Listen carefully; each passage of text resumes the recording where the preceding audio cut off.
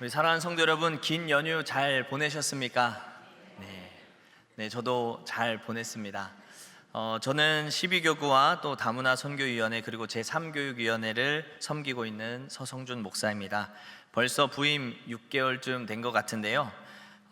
사역을 하면서 계속 우리 교회 잘 왔다라고 느끼면서 또 아내와 감사하다고 고백하고 있습니다. 위임 목사님을 비롯해서 우리 좋은 동역자인 우리 부목사님들과 또 신실한 성도님들 만나서 많은 것들을 배우고 경험할 수 있는 큰 유익을 얻고 있습니다. 계속해서 저와 여러분 모두가 한마음 한뜻으로 교회를 사랑하고 섬기며 하나님의 열매가 우리 교회마다 또 우리의 가정마다 풍성하게 외치길 기대하면서 계속해서 힘써 동역하길 소망합니다. 5월은 우리는 가정의 달이라고 합니다. 어떤 말씀을 나눠야 될까 고민하고 또 묵상하다가 이 사랑이라는 주제에 머물게 되었습니다. 특별히 가정 안에 사랑이 필요하고 또 자녀들을 바라볼 때 사랑이 필요하고 또 우리 어버이, 부모님, 또 어르신을 바라볼 때 또 사랑이 필요하고 또 이 교회 공동체 안에서도 사랑이 필요한 이 사랑으로 이 5월을 좀 생각해 볼 수 있지 않을까 그렇게 묵상이 되어서 이러한 주제로 말씀을 나눠보려고 하는데요. 특별히 오늘 이 시대를 좀 진단해 보면 사랑이 참 부재한 시대가 아닌가 그렇게 느껴졌습니다. 오늘 우리나라의 사정만 보아도 어떻습니까? 갈등, 분열, 그런 양극단의 모습이 점점 심화되어서 마치 사랑이 실종되어 버린 것 같은 그런 시대를 살고 있지 않나 싶습니다.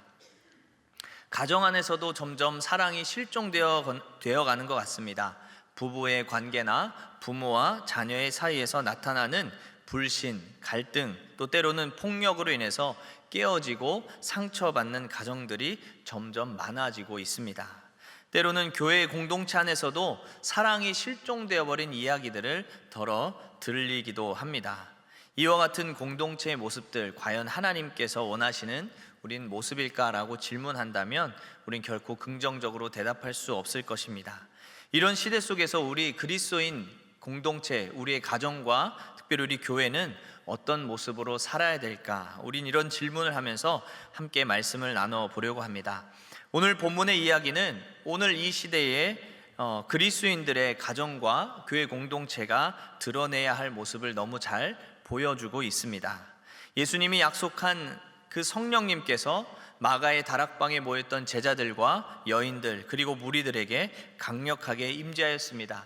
그들은 입을 열어 다른 언어로 하나님의 큰 일과 복음에 대해서 말하기 시작하였습니다. 이 놀라운 성령의 역사를 통해서 많은 사람들이 예수님을 믿고 예수님을 따르는 그런 공동체가 형성되기 시작했습니다.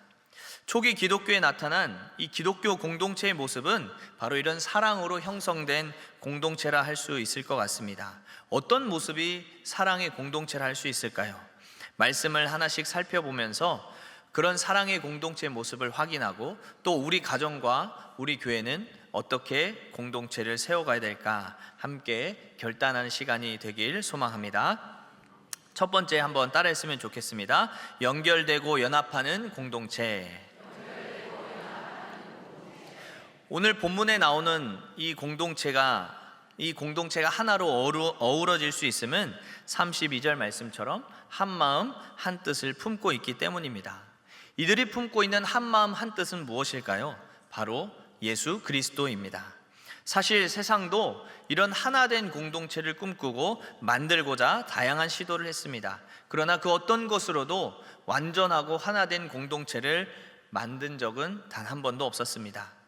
예를 들면 돈, 우리의 유익을 줄 수 있는 그런 영역들로 공동체를 꾸리려고 하지만 그러나 그런 공동체는 그 어떤 유익과 즐거움이 약속될지라도 우리의 죄의 본성은 오히려 그것을 독식하길 원하고 그것을 사유하길 원하며 더 큰 소유로 얻길 원하는 것이 우리의 욕망이고 본성입니다. 또한 유익과 이익으로 연결된 공동체는 그것이 소실되기 시작하면 금세 공동체가 깨어져 버리기 마련입니다. 어떤 특별한 비전과 이념과 사상이 과연 또 하나의 공동체가 될 수 있을까 생각해 보면 이 역시도 그 어떤 고상한 가치로도 위대한 이념으로도 이루어질 수 없는 것이 우리 인류의 역사를 돌아보아도 단 한 번도 실현된 적이 없습니다. 그런데 이런 세상도 할 수 없었던 연합, 오직 유일한 연합이 이루어지는 공동체가 바로 오늘 본문에 등장하고 있습니다. 이들이 연결되는 연결고리는 그런 유익과 이익으로 연결되는 것이 아닙니다. 어떤 대단한 이념과 사상으로 연결되는 것도 아닙니다. 바로 예수 그리스도로 연결되는 공동체입니다. 예수님이 이 세상에 오셔서 보여주신 그 삶을 우리는 생각해 보아야 합니다.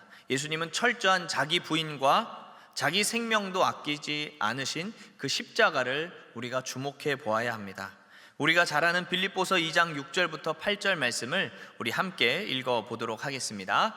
그는 근본 하나님의 본체시나 하나님과 동등됨을 취할 것으로 여기지 아니하시고 오히려 자기를 비워 종의 형체를 가지사 사람들과 같이 되셨고 사람의 모양으로 나타나사 자기를 낮추시고 죽기까지 복종하셨으니 곧 십자가에 죽으심이라. 아멘. 그렇습니다. 예수님의 성육신, 이 세상에 오심은 하나님 되심을 포기하셨습니다. 하나님의 권세와 능력을 소유하신 분이시지만 그것을 철저하게 억제하고 절제하시고 자신을 스스로 비우고 낮추신 사건이 바로 예수 그리스도의 성육신입니다. 이와 같은 예수님의 모습은 앞서 말한 것처럼 어떤 유익과 이익이 주어지면 내가 이 공동체 안에 속하겠다라는 그런 본성, 소유하려는 본성과 욕망이 결코 드러날 수가 없는 모습입니다. 우리처럼 육신의 본성을 따라서 욕망에 사로잡혀 살아가지 않으셨다라는 겁니다. 그 무엇과도 바꿀 수 없는 자기의 생명마저도 아낌없이 포기하고 내어주신 것이 바로 예수님이 이 땅에 오신 성육신의 사건입니다. 왜 이렇게 하셨을까요? 사랑하기 때문입니다.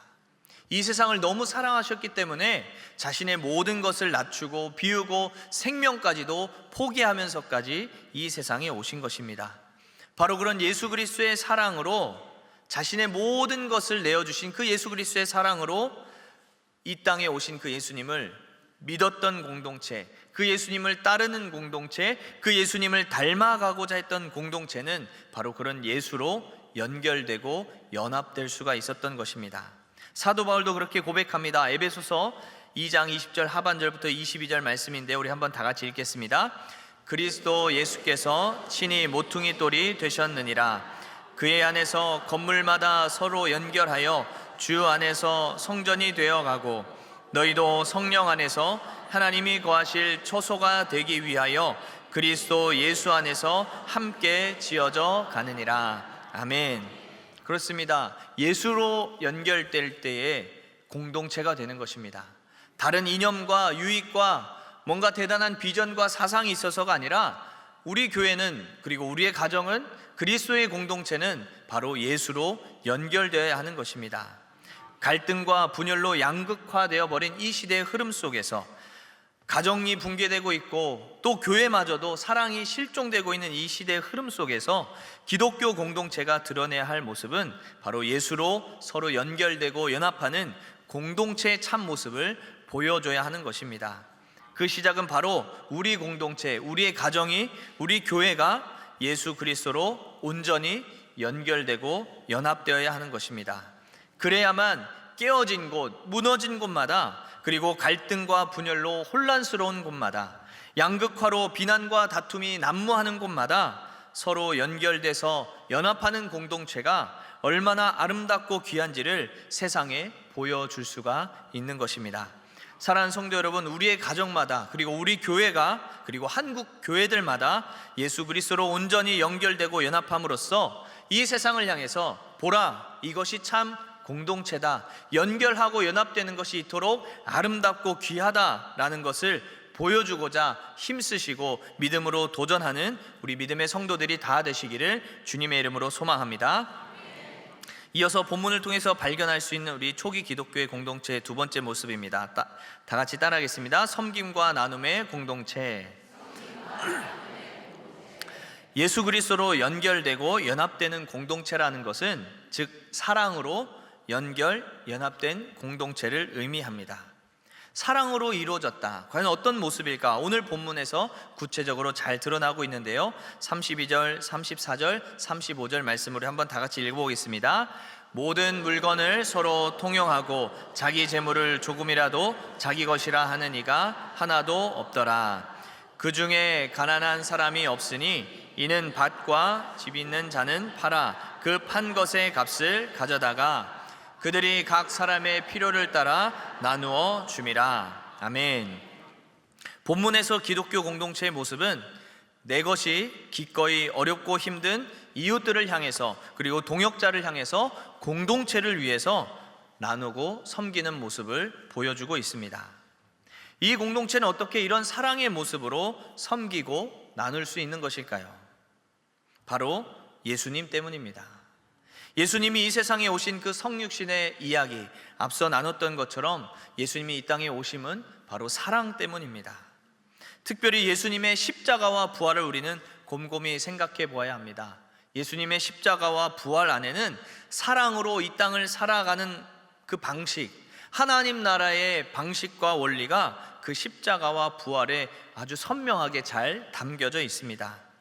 예수님의 십자가, 그 희생은 세상의 관점으로 볼 때, 특별히 로마의 시선으로 볼 때 가장 저주받은 자입니다. 유대인의 율법으로만 보아도 나무에 달린 자는 아주 심하게 저주받은 자입니다. 그러니 얼마나 무가치하고 별 볼 일 없는 것처럼 보이겠습니까? 그러나 예수님의 죽으심은 죄로 죽어가는 우리에게 새로운 생명을 제공하는 유일한 통로가 되었습니다. 더 나아가 죽음에 머물지 않고 부활, 다시 살아남으로써 생명의 주인이 누구에게 있고 영원한 생명이 누구로부터 나올 수 있는지 분명하게 보여준 사건이 바로 십자가와 부활입니다. 그래서 예수님은 요한복음에 그렇게 말씀하십니다. 우리 한번 다 같이 읽어보겠습니다. 내가 진실로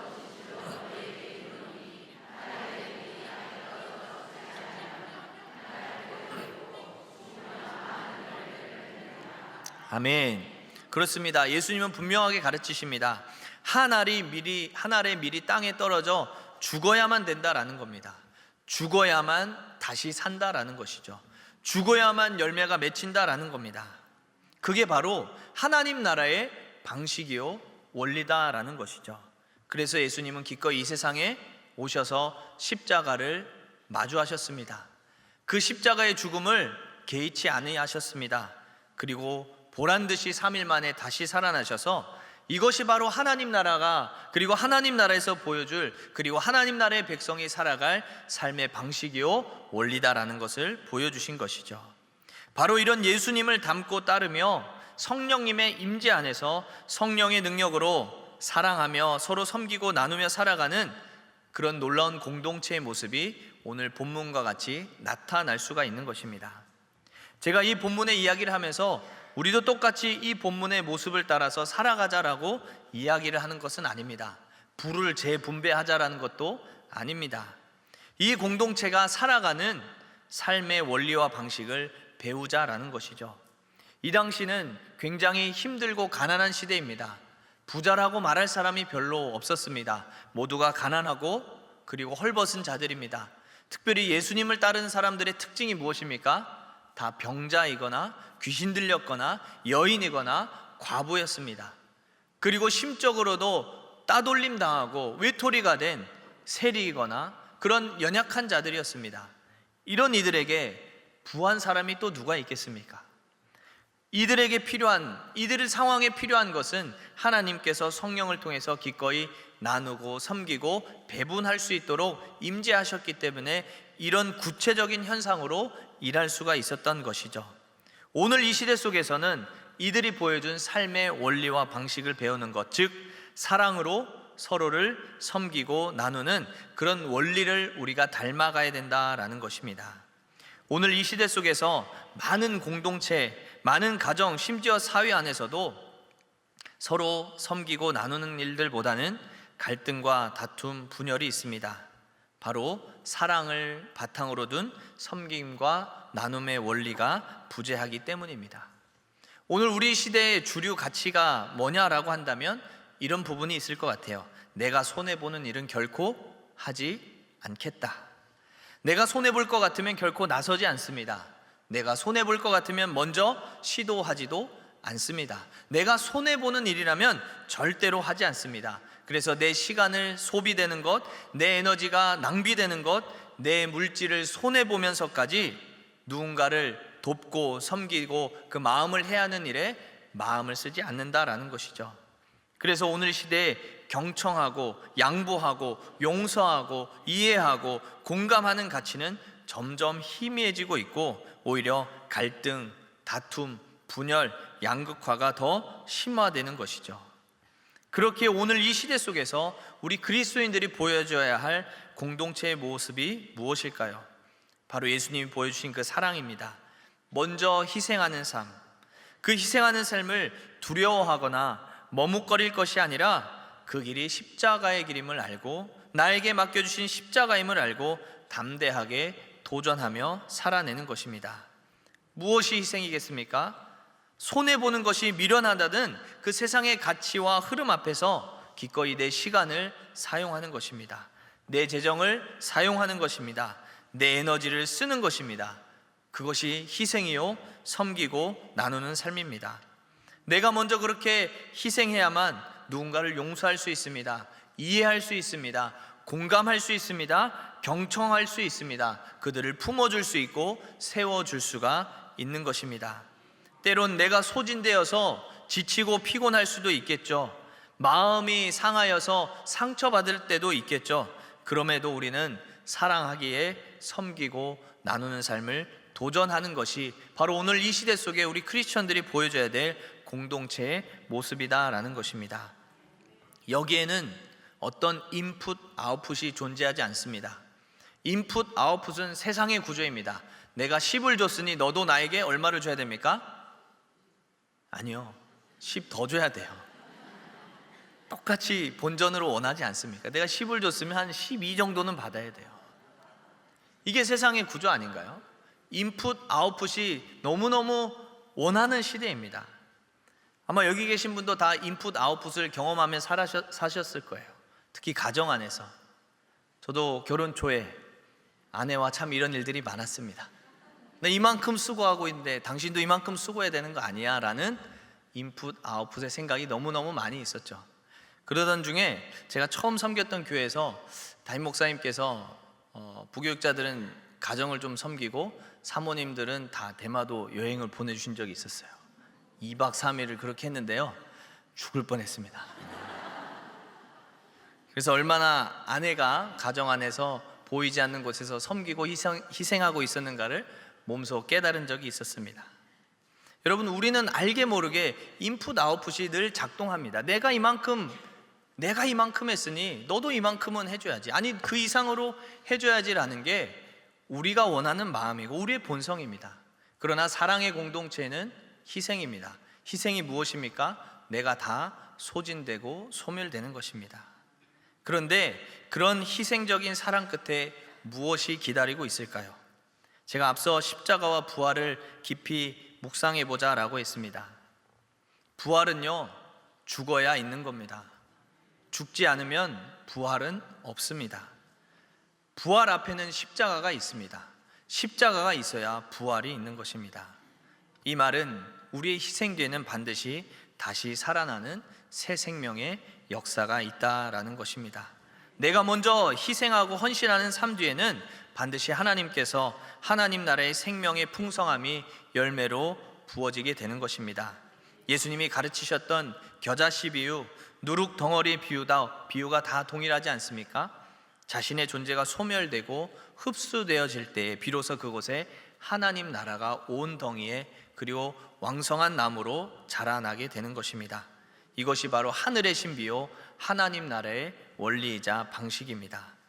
이것이 바로 기독교 공동체 그리스도인의 가정과 교회가 세상을 향해 보여줘야 할 모습이다라는 것이죠. 사랑하는 성도 여러분, 우리 역시 이와 같은 사랑으로 서로 섬기고 나누며 살아감으로 세상을 향해서 믿음의 가정은, 믿음에 된 주님의 몸된 교회는 바로 이런 사랑의 공동체입니다 라는 것을 드러내고 보여주시는 우리 믿음의 성도들이 되시기를 주님의 이름으로 소망합니다. 마지막으로 우리가 발견할 수 있는 기독교 공동체의 모습입니다. 우리 함께 다 같이 따라하겠습니다. 하나님 나라를 드러내는 공동체. 초기 기독교 공동체는 예수 그리스도를 믿으며 성령의 능력을 따라 서로 사랑하고 기꺼이 나누고 섬기며 살아갔습니다.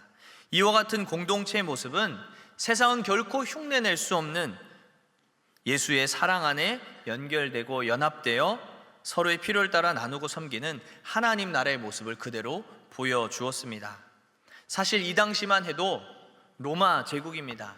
로마 제국은 팍스 로마나입니다. 로마를 통해서 세상의 평화를 유지하겠다. 그러나 그 방식은 철저하게 힘에 의한 방식입니다.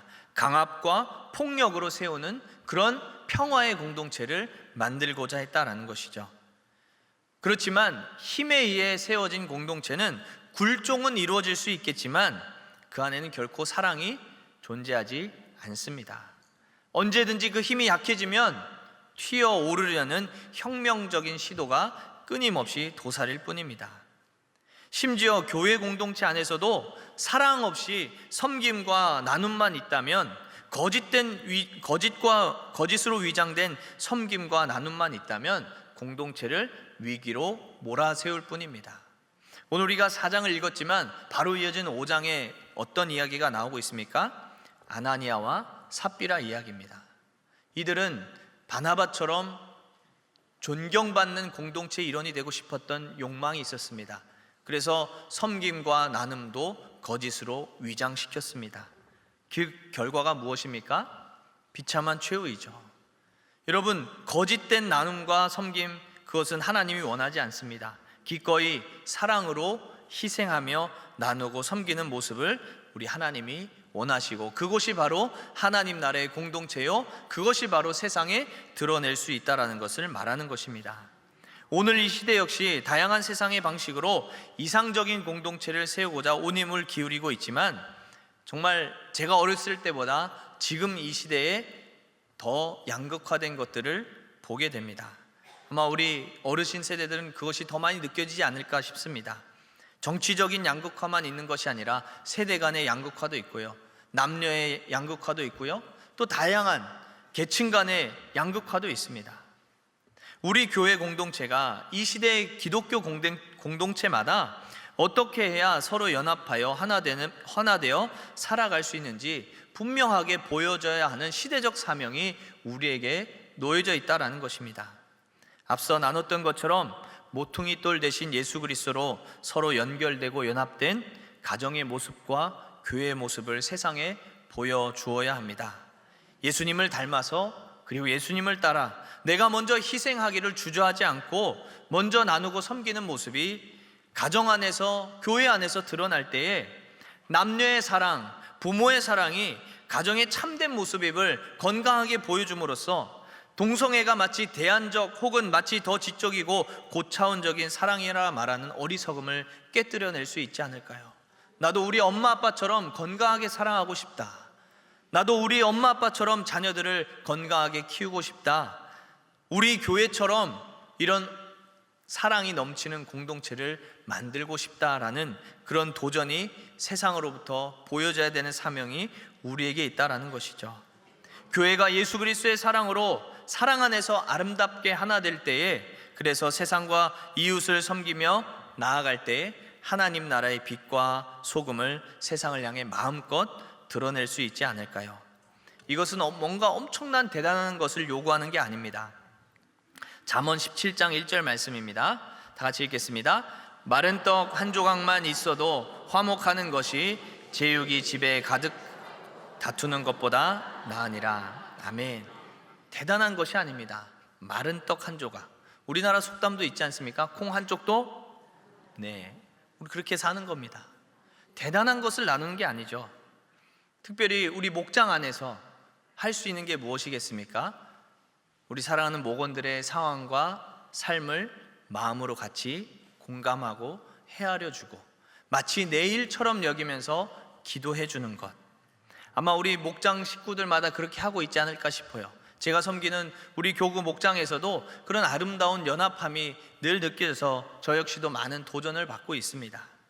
여러분, 그저 사랑의 마음으로 서로를 바라볼 때에 성령님이 주시는 마음을 따라서 우리는 기꺼이 섬기고 나누며 살아가는 것, 그것이 바로 사랑의 공동체를 세우는 것입니다. 그럴 때 세상에 드러낼 수 있는 것이죠. 사랑하는 성도 여러분, 저 여러분 모두가 바로 이런 사랑의 공동체를 가정과 교회 안에서 세워감으로써 세상을 향해서 이게 바로 하나님 나라다, 이런 것이 하나님이 기뻐하시는 삶이다 라는 것을 드러내는 믿음의 사람들이 되시기를 주님의 이름으로 소망합니다. 이제 말씀을 마무리하겠습니다. 예수 그리스도를 믿고 성령의 능력으로 서로 사랑하며 섬기고 나누며 공동체를 형성해 갔던 초기 기독교 공동체의 모습은 오늘 본문과 같았습니다. 그들을 향한 세상의 시선은 그럼에도 불구하고 결코 호의적이지 않았습니다. 오히려 로마 시대 때 이 그리스도인 공동체를 보면서 성만찬의 메시지를 곡해하여 이들은 사람의 살과 피를 먹는 인육하는 집단이다, 그런 미치광이 집단이라 오해받아 박해받기도 했습니다. 로마 제국의 체제와 이념을 반대하는 급진 세력이라 하여 검투장에서 노예로, 사자의 먹이로 화형과 십자가형에 처하며 핍박과 박해를 받아야만 했던 공동체였습니다. 그럼에도 불구하고 초기 기독교 공동체는 예수님의 사랑을 따라 섬기고 나누며 살아가는 모습을 결코 포기하지 않았습니다. 그리스도인들을 향한 인식이 조금씩 변하는 사건이 로마에서 일어났습니다. AD 251년 말에 엄청난 전염병이 로마에 불어닥쳤습니다. 로마의 귀족들은 생명을 연명하고자 자신들의 귀족과 자신들의 가족들마저도 다 버리고 도시를 버리고 떠나는 일들이 일어나기 시작했습니다. 그럴 때에 고대 교부였던 키프리아누스는 다음과 같이 설교하였습니다. 그리스도인들은 소명에 신실해야 합니다. 즉 우리가 단지 우리 그리스도인만을 소중히 여기고 우리끼리만 자비를 베푼다면 그것은 놀라운 일이 아니지만 세리나 이교도들이 하는 것 이상으로 선으로 악을 이기고 하나님께서 관용을 베푸신 것 같이 관용을 베풀고 원수조차도 사랑하며 핍박하는 자의 구원을 위해서 기도한다면 우리는 온전하게 될 것입니다. 하나님께서는 변함없이 태양을 떠오르게 하며 비를 내려 씨앗들을 기르시고 이러한 모든 선하심을 그의 백성들에게 보이실 뿐만 아니라 이방인들에게도 그렇게 하십니다. 우리가 하나님의 아들이라고 고백한다면 아버지를 본받아야 함이 마땅하지 않겠습니까? 이와 같은 설교를 듣고 전염병이 창궐하는 그런 위험한 상황 속에서도 사랑을 실천하라는 이 가르침을 따라 당시 그리스도인들은 자신들의 위험을 감수하면서까지도, 자신들이 그 병에 전염되는 위험을 마주하면서까지도 전염병에 감염된, 그렇게 자신들을 핍박했던 이들을 사랑으로 음식을 제공하고 그들을 위로하고 그들의 질병을 보살피기 시작했습니다.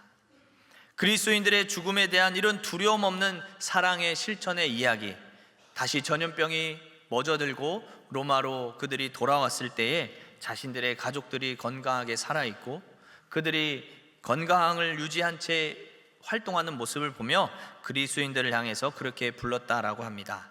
파라볼라노이, 그 뜻은 위험을 무릅쓰는 자들, 두려움을 마주하는 자들이라는 그런 영예로운 이름이 붙여지기 시작했다라고 합니다.